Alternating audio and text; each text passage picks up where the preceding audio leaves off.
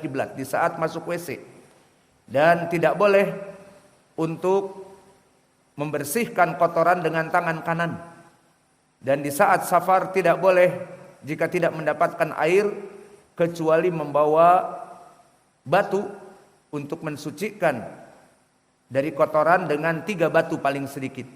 Dan tidak boleh membersihkan batu dengan batu itu diganti dengan tulang ataupun kotoran-kotoran yang sudah kering. Maka lengkap sekali agama Islam. Bahkan urusan permasalahan masuk kakus tentang BAB dan BAK pun telah dijelaskan oleh Nabi Muhammad SAW. Maka poin pendalilannya, permasalahan niat, tidaklah Nabi Muhammad memerintahkan kita untuk meniatkan dengan lisan kita. Maka di sini menjadi pendalilan bahwa segala perkara telah dijelaskan. Kalau memang dia dari agama Islam, akan dijelaskan bahwa niat itu dengan lisan. Dan begitupun hadis yang muttafaqun alaih dari Hudzaifah. Berkata Hudzaifah, qama fina Rasulullah sallallahu alaihi wa ala alihi wasallam maqaman ma taraka syai'an yakunu fi maqamihi dzalika illa qiyamis saah illa hadatsa bihi.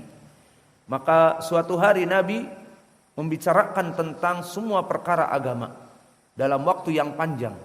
Maka tidaklah perkara-perkara yang menyebabkan seseorang masuk kepada surga dan itu adalah dari agama kecuali Nabi telah menyebutkannya. Dan poinnya di sini tidak disebutkan permasalahan melafadzkan niat. Maka dari sini barakallahu fikum, di dalam hadis yang diriwayatkan juga oleh Aisyah, man ahdatsa fi amrina hadza ma laysa minhu fahuwa raddun, maka barang siapa yang melaksanakan perkara-perkara yang baru di dalam agama ini, maka dia itu tertolak. Dan permasalahan melafadzkan niyah itu adalah perkara-perkara yang baru dan tidak pernah datang dari zaman Nabi Muhammadin sallallahu alaihi wa ala alihi wasallam. Dan perkara tentang permasalahan melafadzkan niyah, maka dia lebih parah permasalahannya daripada permasalahan melafadzkan niyah untuk salat. Seperti antum dengar banyak imam-imam awam di saat mereka melaksanakan imamah, menjadi imam, dia membacakan usolli salata zuhri arba'a raka'atin. Iya apa tidak? Usolli salatal maghrib salasa raka'atin. Kita katakan talafuz niat di dalam salat. Dan kemudian tadi imam-imam salat tarawih membaca nawaitu shauma ghadin fardhu syahri ramadan, melafadzkan niat puasa. Kita katakan semuanya dalam keadaan bid'ah. Tidak ada tuntunannya dari Nabi. Maka puasa, maka salat, semuanya adalah ibadah-ibadah yang niatnya itu di dalam hati, seperti sedekah dan yang lainnya. Adapun untuk permasalahan salat, kita katakan tadi, dia itu lebih ringan daripada puasa yang tidak ada sama sekali sunnahnya, maka salat pun tidak ada sunnahnya. Namun di sini kita katakan lebih ringan, maksudnya bagaimana? Ada landasan subhatnya. Disebutkan oleh Imam Ibnu Taimiyah rahimahullah di Majmu' al-Fatawa tentang permasalahan talafuz bin niat, mengucapkan dengan niat. Disebutkan oleh Imam Ibnu Taimiyah, menandakan bahwa Imam Ibnu Taimiyah hidup di 700 Hijriah. Maka sebelum 700 Hijriah, di zaman Nabi sampai 700 Hijriah, itu para salaf kita, Nabi Muhammad dan sahabat dan para tabi'in serta itba'ut tabi'in, tidak melafadzkan dengan niat dalam salat, bukan puasa, dalam salat. Kalimat usolli salata zuhri itu tidak pernah didengar di zaman para sahabat, tabi'i dan itba'ut tabi'in.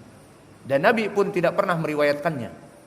Lalu datang di zaman setelah 600-an, mulai dari orang-orang awam menggunakan ucapan-ucapan usolli ini, maka Imam Ibnu Taimiyah membantah mereka.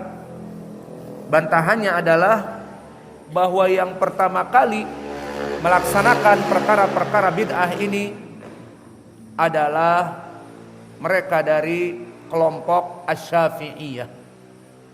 Maka diintisabkan kepada Imam Asy-Syafi'i. Dan Imam Asy-Syafi'i imam yang hidup di antara 150 Hijriah. Maka diintisabkan kepada Imam Asy-Syafi'i yang hidup 150 Hijriah. Bukan kepada para sahabat, bukan kepada para tabi'in dan itba'ut tabi'in. Maka Syafi'i masuk kepada di bawah itba'ut tabi'in. Namun yang menjadi poin, kelompok Asy-Syafi'iyah mereka memulai bid'ah dengan melafadzkan niat menjadi usolli salat zuhri. Itu kata Imam Ibnu Taimiyah gagal paham kepada kitab, di antaranya kitab karya Imam Asy-Syafi'i.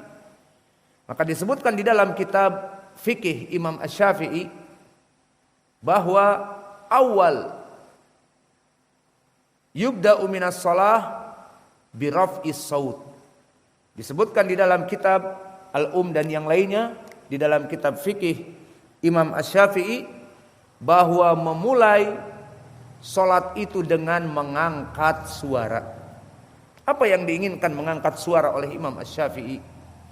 Ma'ruf menurut pendapat jumhur bahwa dimulainya salat itu dengan takbiratul ihram dan ditutup dengan assalam, seperti di dalam hadis an Jubair ibnu Mut'im yang sahih bima adkur diriwayatkan oleh Imam Muslim, bahwa as-shalah itu uftutiha bitakbir, takbiratul ihram, diangkat suaranya Allahu Akbar, itu kunci masuknya kepada shalah. Maka iftitahus shalah bitakbir, takbiratul ihram, dengan mengangkat suara Allahu Akbar, wantuhiya bisalam, dan diakhiri dengan assalam.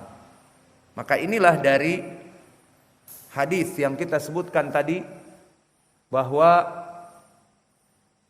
masuknya salat seseorang dan selesainya keluar dari salat seseorang dengan takbir dan dengan assalam.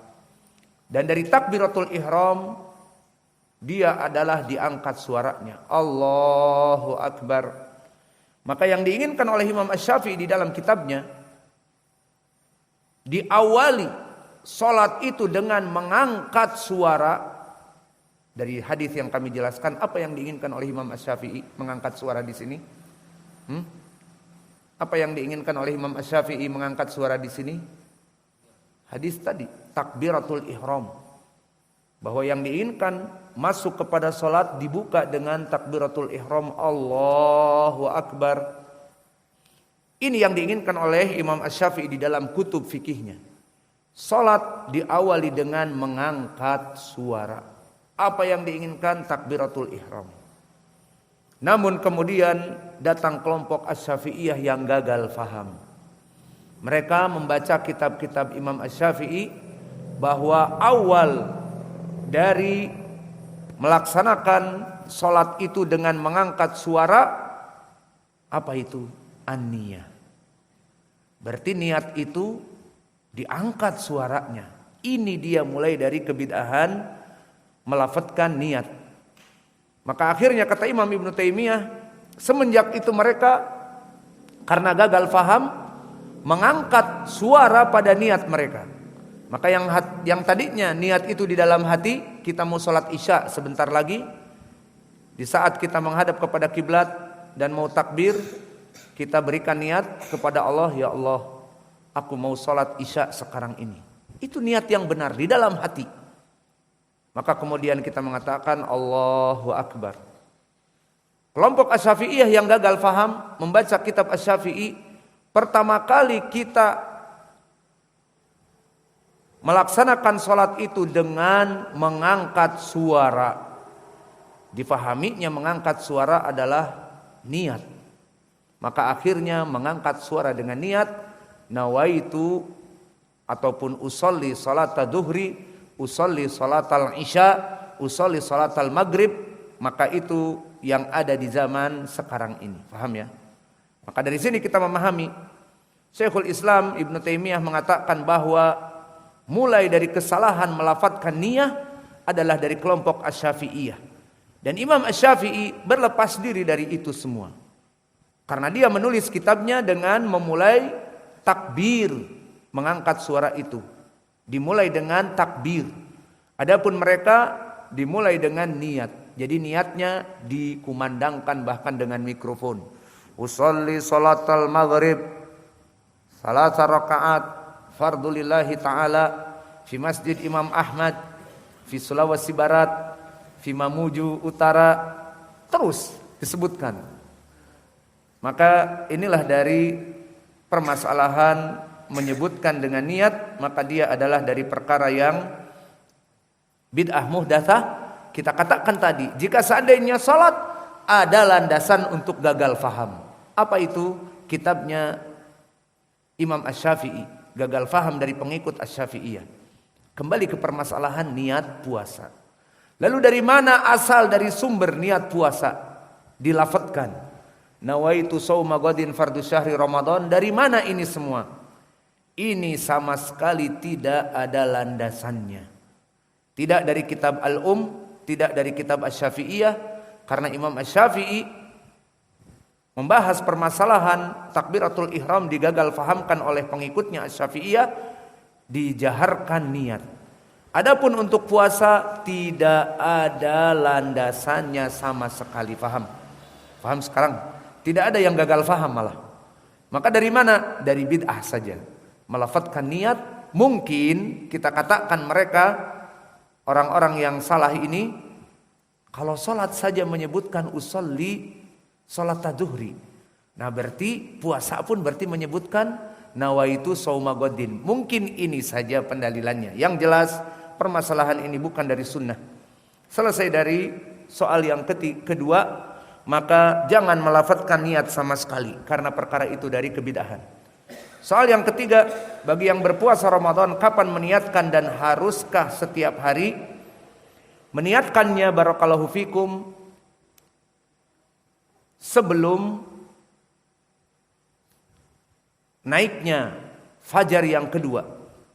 Seperti sekarang kita akan puasa di malam Ramadan ini yang pertama, maka kita niatkan mulai dari sekarang, mulai dari nanti pas sahur, diniatkan bahwa kita akan puasa di Ramadan yang pertama.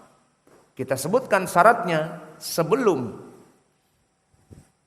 naiknya matahari ataupun sebelum naiknya fajar yang kedua, maka pendalilannya adalah seperti hadis, yang mana hadis ini datang dari athar mauquf dari sahabat Ibnu Umar dan Hafsah, kakaknya. Disebutkan oleh Ibnu Umar, annahu kana yaqulu la yasumu illa man ajma'a siyam qabla al-fajr.